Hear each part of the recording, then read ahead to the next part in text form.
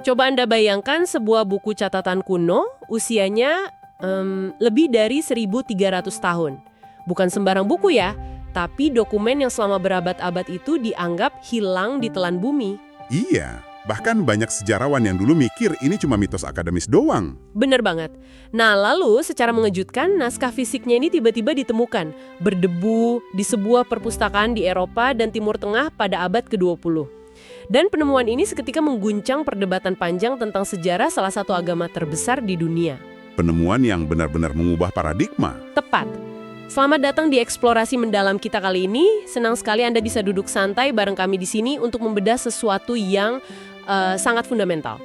Oke, mari kita urai ini. Sumber utama kita hari ini berasal dari sebuah makalah akademis yang sangat komprehensif. Makalah ini ngupas tuntas sebuah dokumen yang namanya Sahifah Hammam Ibn Munabbih. Buat ngasih gambaran ke Anda, ini adalah salah satu koleksi hadis tertua di dunia yang masih bertahan secara fisik. Isinya tepat 138 riwayat sabda dan tindakan Nabi Muhammad. Nah, misi kita hari ini sangat spesifik. Kita bakal bongkar kenapa gulungan kecil ini sering banget disebut sebagai smoking gun atau bukti tak terbantahkan dalam studi sejarah Islam awal. Dan buat Anda yang mungkin pengen paham arsitektur sejarah pemikiran tanpa harus tenggelam dalam ribuan halaman teks kuno, perbincangan ini dirancang sebagai jalan pintas yang padat. Kita bakal nelusurin pertanyaan-pertanyaan kritis, bahkan beberapa yang sering dianggap tabu ya, dari berbagai sudut pandang, mulai dari tradisi Sunni, kritik Syiah, rasionalitas Mu'tazilah, sampai pisau bedar para akademisi sekuler dan ateis. Tapi sebelum kita melangkah lebih jauh, penting untuk meletakkan fondasi metodologis kita dulu. Silahkan. Pendekatan yang kita pakai hari ini murni analitis dan historis. Teks kuno ini, Sahifah ini, ada tepat di titik epicentrum di mana berbagai perdebatan sektarian dan rasional itu saling berbenturan. Jadi kita nggak lagi menghakimi ya di sini? Betul. Tugas kita di sini bukan buat jadi hakim teologis yang nentuin siapa yang pegang kebenaran absolut. Kita cuma menyajikan peta jalan tentang bagaimana satu dokumen historis ini diinterpretasikan, dipertahankan, dan didekonstruksi oleh berbagai kelompok pemikir sepanjang zaman. Kita bedah secara objektif. Iya, melihatnya sebagai artefak sejarah yang merespons zamannya, sekaligus menantang pembaca modernnya. Oke, mari kita mulai dari aktor utamanya. Siapa sebenarnya Hammam Ibn Munabbih ini? Dari catatan sejarah yang kita bedah, beliau wafat sekitar tahun 719 Masehi. Beliau berasal dari Yaman, tapi punya latar belakang demografis yang lumayan spesifik. Beliau ini keturunan Persia yang menetap di Yaman ya. Kelompok yang dikenal dengan sebutan Abna. Nah, latar belakang ini ngasih petunjuk penting. Karena kelompok Abna secara historis itu dikenal punya tradisi literasi dan administratif yang kuat. Tapi letak gravitasi sejarah Hammam ini sebenarnya ada pada statusnya sebagai murid langsung dari Abu Hurairah. Salah satu sahabat Nabi yang paling prolifik. Betul. Hammam duduk bareng beliau, dengerin, dan ini yang bikin sejarah berubah, dia mencatatnya ke dalam sebuah sahifah atau lembaran tertulis. Pertanyaannya, kenapa tindakan mekanis yang sekedar mencatat ini bisa jadi epicentrum gempa dalam kacamata sejarah modern? Yang menarik di sini adalah gimana penemuan catatan fisik ini secara efektif meruntuhkan sebuah bangunan teori raksasa di kalangan akademisi barat. Teori yang mana nih? Jadi gini, selama paruh pertama abad ke-20, kajian Islam di barat itu sangat didominasi oleh kaum orientalis terkemuka. Tokoh sentralnya seperti Ignaz Goldziher dan Joseph Sach. Oke. Mereka ngebangun argumen metodologis yang meyakinkan banget tentang apa yang mereka sebut sebagai abad yang hilang. Abad yang hilang. Maksudnya ada gap waktu gitu ya? Tepat. Argumen mereka begini, selama kurang lebih 70-100 tahun pertama setelah wafatnya Nabi Muhammad, transmisi hadis itu diyakini cuma murni tradisi lisan. Cuma dari mulut ke mulut? Iya. Coba Anda bayangkan, sejarah lisan di tengah masyarakat yang terus-menerus diguncang perang saudara dan pergolakan politik. Anda pasti bisa ngelihat celahnya. Para akademisi ini mengibaratkannya kayak permainan pesan berantai. Yang kalau di ujung pesannya jadi beda sama yang pertama diucapin. Bener banget. Sebuah pesan dibisikin dari satu generasi ke generasi berikutnya selama puluhan tahun tanpa ada jangkar teks tertulis sama sekali. Kesimpulan mereka saat itu sangat logis. Dalam proses lisan yang panjang itu, informasi awal pasti udah terdistorsi, dimodifikasi, Atau bahkan dipabrikasi secara massal ya, buat melegitimasi kepentingan faksi politik yang muncul belakangan. tepat. Argumen yang sebenarnya masuk akal banget kalau kita pakai standar historiografi modern. Maksud saya, tanpa bukti material, wajar aja kalau Goldjihar dan kawan-kawan ngelihat ribuan hadis yang tiba-tiba terkodifikasi di abad kedua dan ketiga Hijriah itu sebagai sebuah proyeksi mundur. Semacam fiksi sejarah gitu. Iya, fiksi sejarah di mana komunitas yang lebih belakangan tuh minjem otoritas masa lalu buat membenarkan praktek mereka. Tapi kemudian narasi skeptis ini ditabrak oleh realitas fisik. Masuklah Dr. Muhammad Hamidullah. Nah, ini momen krusialnya. Beliau ini seorang cendekiawan di pertengahan abad ke-20 yang ngelakuin perburuan naskah kuno. Beliau melacak dan akhirnya nemuin 2 salinan manuskrip Sahifah ini yang tersembunyi selama berabad-abad. Satu ada di perpustakaan di Damaskus, satu lagi di Berlin. Pas naskah abad pertama ini diangkat dari debu sejarah dan dianalisis, ini ngerubah seluruh paradigma. Karena ini bukan cuma sekedar penemuan barang antik kan? Bukan. Ini pembuktian empiris. Pas Dr. Hamidullah meletakkan manuskrip kuno ini berdampingan sama koleksi-koleksi hadis ensiklopedis yang dikompilasi ratusan tahun kemudian, kayak Musnad karya Imam Ahmad bin Hambal misalnya, hasilnya sangat mengejutkan. Gimana hasilnya? Teks dari Sahifah Hammam ini ditemukan terintegrasi di dalam koleksi-koleksi raksasa tersebut, dan tingkat akurasinya nyaris kata demi kata. Wah! Ini mematahin pilar utama dari teori pesan berantai tadi. Fakta ini membuktikan kalau tradisi lisan di Arabia awal ternyata nggak berjalan sendirian. Ia sejak awal dikawal ketat oleh tradisi tulisan. Berarti para cendekiawan generasi pertama nggak cuma ngandelin kapasitas memori ya, mereka aktif pakai buku catatan fisik. Betul sekali. Ini ngasih kita bukti material bahwa pelestarian informasi itu udah diinstitusionalkan secara sistematis jauh sebelum era kodifikasi resmi oleh negara. Tapi disinilah bagian yang sangat menarik. Karena dokumen yang memecahkan satu masalah sejarah ini justru membuka kotak Pandora buat masalah yang lain. Selalu begitu kan dalam sejarah? Iya. Seluruh isi dari Sahifah ini, total 138 hadis, bersumber secara eksklusif dari satu orang, sang guru, Abu Hurairah. Dan dalam kajian sejarah awal Islam, nama Abu Hurairah ini ibarat penangkal petir buat segala jenis perdebatan kritis. Sangat kontroversial bagi beberapa kelompok. Nah, kalau kita nempatin diri di posisi para skeptis, akademisi sekuler, atau tradisi Syiah, ada anomali matematis dan politis di sini.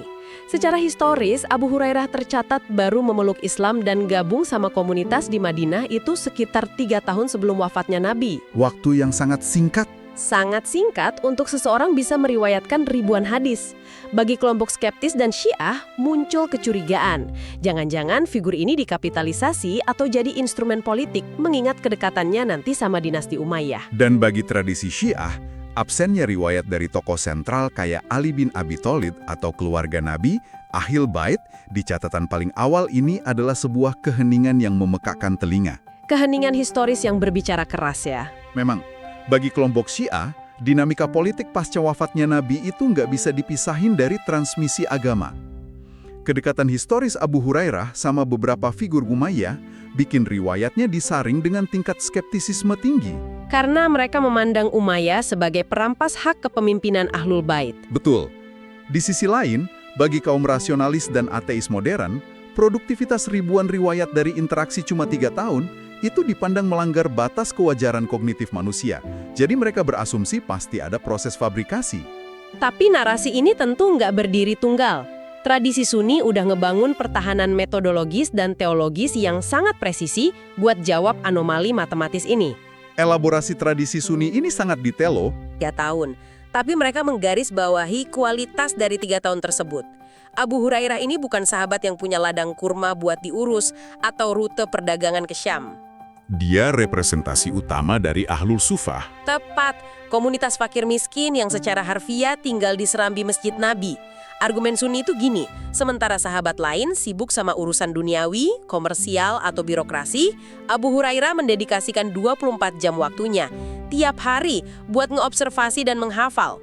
Dan ada dimensi metafisiknya juga kan di sumber-sumber Sunni. Benar, kisah tentang mujizat jubah, di mana Nabi secara khusus mendoakan supaya ingatannya nggak pernah luput. Jadi dalam kerangka epistemologi Sunni, produktivitasnya itu hasil kombinasi dedikasi total dan intervensi ilahiyah, bukan fabrikasi politik. Dan kalau kita rentangkan lensa kita sedikit lebih lebar, buat ngelihat ekosistem intelektual umat awal, kita nemuin kalau komunitas ini jauh dari kata monolitik. Mereka nggak nerima segala sesuatu pakai iman buta. Ada insiden historis krusial di sini kan?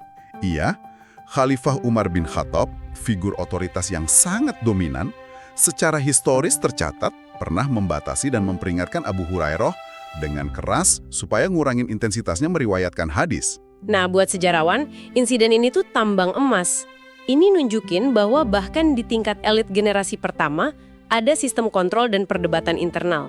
Sebuah detail yang sangat paradoks sebenarnya. Iya, aneh kan? Khalifah dari komoditasnya sendiri yang justru nginjek rem. Apa sih yang mendasari kebijakan Umar saat itu? Bukannya memperbanyak riwayat itu harusnya dianggap positif buat agama yang baru mekar. Dari kacamata manajerial dan teologis Umar, justru di situ letak bahayanya. Umar lagi mimpin imperium yang meluas dengan sangat cepat, menyerap populasi baru dari Persia sampai Levan yang baru banget kenal Islam. Oke, jadi warganya ini mau alas semua ibaratnya. Betul. Kekhawatiran utama Umar adalah kalau riwayat hadis membanjiri masyarakat terlalu dini, populasi baru ini bakal kebingungan ngebedain mana teks Al-Quran yang absolut dan mana sabda Nabi. Atau lebih buruk lagi, mereka malah ngabaikan Al-Quran karena lebih tertarik dengerin cerita-cerita dari hadis. Masuk akal. Jadi, pembatasan oleh Umar ini bukan tuduhan kalau Abu Hurairah itu pembohong, tapi lebih ke manuver kehati-hatian epistemologis. Fakta bahwa dokumen kayak Sahifah ini berhasil lolos dari filter kritis di era Umar dan generasi setelahnya, itu nunjukin sesuatu yang penting. Bahwa ia bertahan bukan karena nggak ada yang mengkritisinya, tapi justru karena berhasil ngelewatin uji verifikasi yang super ketat dari komunitasnya sendiri. Tepat sekali. Ini ngasih kita perspektif kalau tradisi peer review atau kritik sejawat sebenarnya udah jalan sejak 1400 tahun lalu dalam bentuknya yang paling mentah. Nah, sekarang kita harus masuk ke area yang secara intelektual paling bergejolak. Area kontroversi sains dan logika. Betul. Kita bakal bedah anatomi dari beberapa isi Sahifah ini yang sering banget jadi sasaran tembak utama dari kaum rasionalis kuno kayak Mu'tazilah, kaum modernis, dan tentunya para akademisi sekuler dan ateis di era modern. Karena ada riwayat-riwayat di dokumen awal ini yang kalau dibaca secara harfiah hari ini seolah bertabrakan frontal sama sains dan logika empiris. Ya, makalah sumber kita nyorotin 3 contoh spesifik yang ikonik banget. Pertama, ada teks yang mendeskripsikan secara literal kalau matahari itu bersujud di bawah arsy atau singgasana Tuhan setiap malam setelah dia terbenam. Sebuah kosmologi yang sangat spesifik. Kedua, deskripsi kalau manusia pertama, Nabi Adam, diciptakan dengan postur fisik setinggi 60 hasta. Itu ekuivalen sekitar 27 meter. Sesuatu yang frontal menantang antropologi dan catatan fosil hominid manapun. Dan yang ketiga ini mungkin yang paling memicu perdebatan medis. Hadis lalat. Teks ini nyatain kalau ada lalat jatuh ke dalam minuman Anda dianjurkan buat nenggelamin lalat itu sebelum membuangnya. Karena di satu sayapnya ada penyakit dan di sayap lainnya ada penawarnya. Buat telinga manusia modern yang udah ngelewatin revolusi mikrobiologi, instruksi ini terdengar sangat arkaik. Ini memunculkan pertanyaan penting tentang hermeneutika. Gimana manusia ngebaca teks suci ketika realitas di sekitarnya berubah karena sains? 3 contoh ini tuh mikrokosmos dari pergulatan epistemologis yang panjang.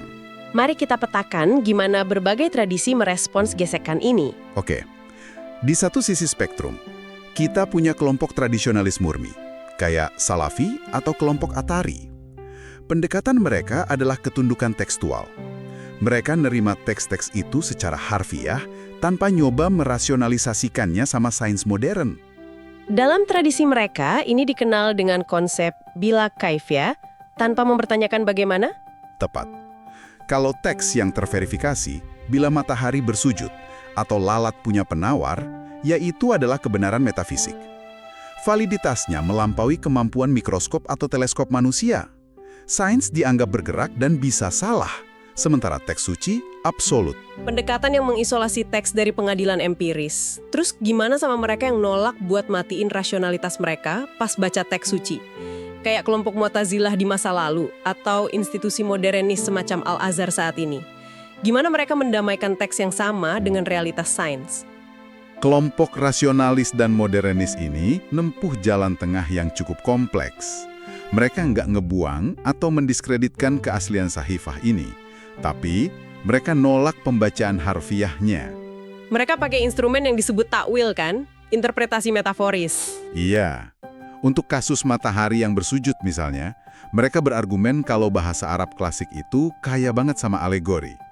Matahari bersujud itu bukan entitas fisik yang berlutut di malam hari, melainkan metafora astronomis tentang ketundukan mutlak hukum kosmik pada tatanan alam semesta ciptaan Tuhan. Menarik. Kalau soal postur Adam yang 27 meter, Beberapa pemikir modernis menafsirkannya bukan sebagai ukuran kerangka biologis di bumi, tapi lebih ke proporsi spiritualitasnya, atau ukuran eksistensinya saat ada di dimensi surga yang non-materi. dan buat kasus lalat, Ada yang nyoba cari pembenaran lewat mikrobiologi modern tentang bakteriofag, sementara yang lain ngelihatnya murni sebagai petunjuk medis lokal abad ke-7 yang konteksnya nggak mengikat secara universal. sebuah upaya akrobatik intelektual yang fasih banget buat nyelamatin teks dari benturan sains. Tapi tentu aja, ada kelompok ketiga yang melihat dari luar pagar tradisi teologi sama sekali. Bagi para kritikus sekuler, ateis, atau sejarawan murni, mereka pasti nolak intervensi teologi semacam itu kan? Sepenuhnya benar. Bagi sejarawan sekuler dan akademisi ateis, mereka nggak pakai takwil atau bila kaif. Interpretasi mereka pragmatis dan materialis. Mereka baca Sahifah ini bukan sebagai kitab kebenaran abadi, tapi sebagai kapsul waktu antropologis. Jadi sekedar cerminan masyarakat zaman itu ya? Betul. Teks tentang matahari, lalat, manusia raksasa, itu dilihat semata-mata sebagai cerminan kosmologi prailmiah dan tingkat pemahaman masyarakat Jazirah Arab di abad ke-7. Bagi mereka, ini bukti kalau narasi agama itu dibentuk sama batas pengetahuan geografis dan era kelahirannya. Yang kemudian dikristalkan oleh generasi berikutnya jadi dogma yang tak bisa diganggu-gugat. Fakta bahwa satu teks bisa ditarik ke literalisme ekstrim, rasionalisme metaforis, dan materialisme historis sekaligus, ini nunjukin betapa kompleksnya warisan Sahifah ini. Sangat kompleks. Sekarang mari kita geser lensa kita dari perdebatan otak ke wilayah eksistensial, wilayah hati.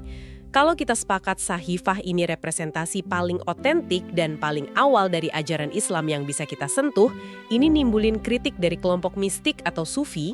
Kritik yang cukup menohok sebenarnya. Iya, kritik mereka sederhana. Kalau ini bentuk murni agama, kenapa teks ini terasa sangat birokratis? Mayoritas isi dari 138 hadis ini berpusat pada hukum, fikih, detail ritual ibadah lahiriah atau zohir, anjuran moral dasar, dan deskripsi literal ancaman neraka atau surga. Sangat legalistik. Tepat, Anda nyaris nggak akan nemuin perbendaharaan kata tentang cinta ilahi yang meleburkan ego, atau tangga-tangga spiritualitas jiwa, makomat, yang kelak jadi detak jantung tradisi tasawuf. Apakah ini berarti Islam pada fase awalnya memang sekaku dan sekering itu secara spiritual? Kritik sufi ini memang sering menyudutkan narasi tradisional. Tapi sejarawan mengatasi paradoks ini dengan meletakkan dokumen itu secara ketat pada konteks ruang, waktu, dan fungsi utilitariannya. Kita harus ingat, Sahifah ini dikompilasi pada abad pertama Hijriah. Di tengah komunitas yang lagi transisi radikal ya? Benar, dari politeisme suku ke monoteisme terorganisir. Apa sih yang paling mendesak buat komunitas baru ini? Mereka nggak butuh traktat filosofis tentang penyatuan jiwa sama Tuhan. Mereka butuh manual operasional yang konkret. Butuh aturan main harian. Tepat. Mereka butuh tahu gimana cara wudhu yang benar, aturan kepemilikan, standar etika komunal. Sahifah ini pada esensinya adalah buku panduan dasar, survival manual untuk rutinitas harian umat awal. Jadi kosakata mistisisme yang berlapis itu baru muncul belakangan. Iya, elaborasi tentang makomat dan struktur tarekat sufi yang melembaga itu, kemewahan intelektual yang baru berevolusi berabad-abad kemudian. Pas masyarakatnya udah stabil, punya kota besar, dan bersentuhan sama tradisi filsafat Yunani atau mistisisme Persia. Jadi teks ini bukan kering, tapi murni fungsional. Fondasi beton, bukan interior artistik dari bangunan spiritual yang udah jadi. Analogi yang sangat pas. Dan ngomong-ngomong soal kemurnian fondasi operasional ini, sumber kita nyorotin satu fakta komparatif yang mau kau soal Hammam ibn Munabih sendiri. Tadi kita singgung beliau dari Yaman. Hammam ini ternyata punya saudara kandung namanya Wahab ibn Munabih. Dan reputasi intelektual Wahab ini bertolak belakang sama Hammam, kan? Dua intelektual ini saudara kandung, tumbuh di atap yang sama. menghirup iklim budaya yang sama. Tapi pas kita bedah Sahifah Hammam, para akademisi nemuin kalau Hammam secara luar biasa berhasil memblokir pengaruh saudaranya itu. Nggak ada satupun elemen mitologi Yahudi Kristen dari Wahab yang menyusup ke 138 riwayat Hammam. Dia membatasi catatannya, murni cuma yang dia dengar dari Abu Hurairah. Gimana seorang saudara bisa sekaku itu memfilter informasi dari keluarganya sendiri? Pemisahan ini bukan sekedar kebetulan historis, ini tonggak penting dalam sejarah metodologi ilmiah pramodern. Fakta bahwa Hammam punya kesadaran dan kedisiplinan buat mengkarantina data, misahin narasi teologis yang dianggap otentik dari cerita rakyat saudaranya, ini nunjukin embrio pemikiran analitis udah mulai kebentuk. Semacam prototipe ilmu rijal ya, ilmu kritik perawi. Benar banget. Di era di mana garis antara mitos dan sejarah masih kabur di kebudayaan lain, cendekiawan awal kayak Hammam udah mempraktikkan pengawasan data yang ketat. Dia memfilter sumber informasinya kayak analis data modern yang nolak masukin variabel terkontaminasi. Kesadaran historis inilah yang bikin Sahifah ini dihormati sejarawan modern, terlepas dari perdebatan teologis isinya. Tepat sekali. Jadi, apa makna dari semua ini untuk Anda yang menyimak dari awal sampai detik ini? Kalau kita bungkus narasi panjang ini, Sahifah Hammam Ibnu Munabbih pada akhirnya berfungsi lebih dari sekedar naskah keagamaan. Ia adalah sebuah mesin waktu metodologis. Di satu sisi, ia adalah medan pertempuran epistemologis. Ia diserang rasionalis karena konten kosmisnya, dikritik sufi karena kekakuan legalitasnya, dipertanyakan latar belakang politik perawinya oleh Syiah dan sekuler. Tapi di sisi lain, soliditas fisiknya telah meyakinkan menghancurkan asumsi lama bahwa umat Islam awal cuma bersandar pada ingatan lisan. Dokumen ini jembatan vital yang ngebuktiin obsesi awal terhadap literasi, pencatatan, dan verifikasi silang. Dan kalau kita tarik benang merahnya ke kehidupan Anda di abad ke-21 ini, relevansinya tajam banget. Kita sekarang hidup terendam dalam era information overload, di mana hoax, deepfake, dan fakta empiris bertabrakan di layar ponsel kita dalam hitungan detik. Mempelajari gimana komunitas kuno di tengah kerasnya gurun pasir abad ke-7 berusaha ngebangun sistem buat memilah otoritas informasi, mengkritik bias perawi, dan memelihara keutuhan teks harusnya ngasih kita perspektif yang merendahkan hati. Tantangan untuk misahin kebenaran dari fabrikasi, distorsi, atau kebisingan politik itu ternyata bukan beban eksklusif manusia modern ya. Itu pergulatan abadi peradaban. Solusinya nuntut kedisiplinan berpikir yang sama, baik pas Anda pakai perkamen kulit domba maupun algoritma kecerdasan buatan. Konklusi yang membawa beban realitas yang sangat relevan. Nah, sebelum kita akhiri perbincangan ini, saya mau ninggalin Anda dengan satu pikiran provokatif buat direnungkan. Kayak yang kita bahas tadi, keberlangsungan naskah Sahifah ini hampir menyerupai keajaiban. Sangat ajaib ya bisa selamat. Isinya selamat karena diserap ke dalam korpus raksasa kayak koleksi Imam Ahmad. Sementara fisik aslinya tertidur di perpustakaan Damaskus dan Berlin selama lebih dari 1000 tahun sebelum ditemukan. Mengingat medium saat itu sangat rentan, kertas, perkamen yang mudah hancur dimakan usia, rayap, atau perang. Betul. Mungkinkah ada puluhan atau bahkan ratusan buku catatan lain dari para sahabat awal yang memuat observasi yang sama sekali berbeda, namun benar-benar hilang di telan bumi selamanya? Pertanyaan yang mengerikan sekaligus menarik. Purna bahwa seluruh tradisi sejarah awal telah terjaga tanpa celah? Ataukah ia justru berdiri di sana sebagai sebuah petunjuk kecil, sebuah artefak yang kesepian dari sebuah perpustakaan raksasa pemikiran Islam generasi pertama yang kini telah lenyap tanpa jejak, ninggalin kita cuma dengan kepingan-kepingan masa lalu. Pikirkan tentang hal itu. Sampai jumpa di eksplorasi mendalam kita berikutnya.